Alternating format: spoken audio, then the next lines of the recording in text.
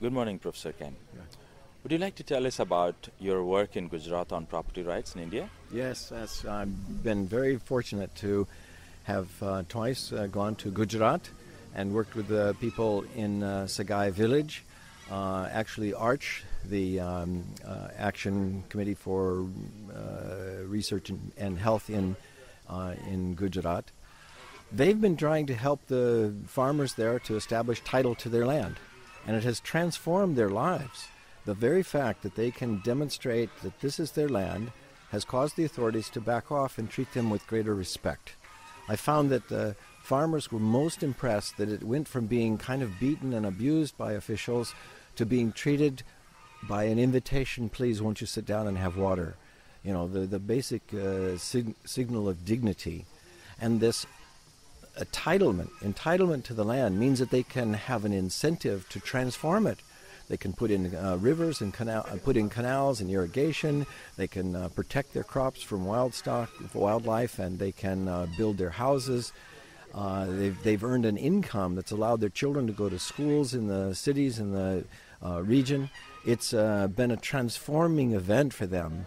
So much so that I'm convinced that the establishment of property rights for farmers is one of the most important advancements for the development of less developed economies.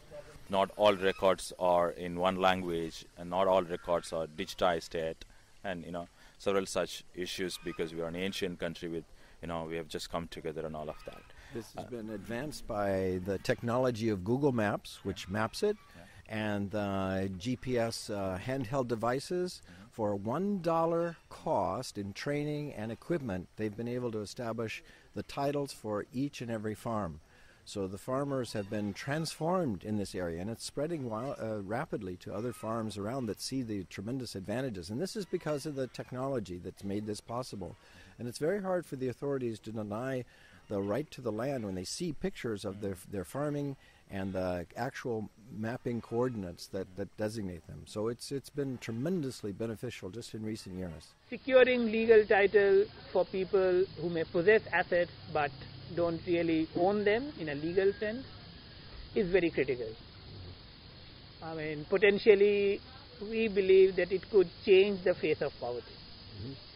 Because people are not poor because they don't have cash or bank balance. People tend to be poor because they cannot capitalize whatever little assets they might have. Their small stores or their small house or their small plots of land. Without the titles, they were not even given access to the lands. Now, without title, at any time, they were kicked off the land. They were sometimes forced to do building roads for the Forest Service. They were often they had their cattle just taken from them.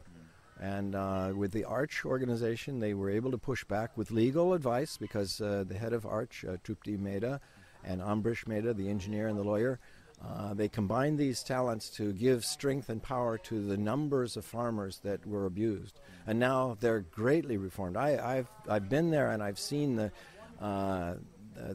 light in their eyes of being masters of their own land rather than just fearful servants of government authorities. Thank you so much, Professor Ken. This is a very important issue now in our country, and we have a conference coming up on July 13th exactly on this issue. We call it India Property Rights Conference. I'm very sure your inputs are going to be a part of the conversation there, and it's going to definitely help the policymakers. Thank you. Thank you very much. Yeah.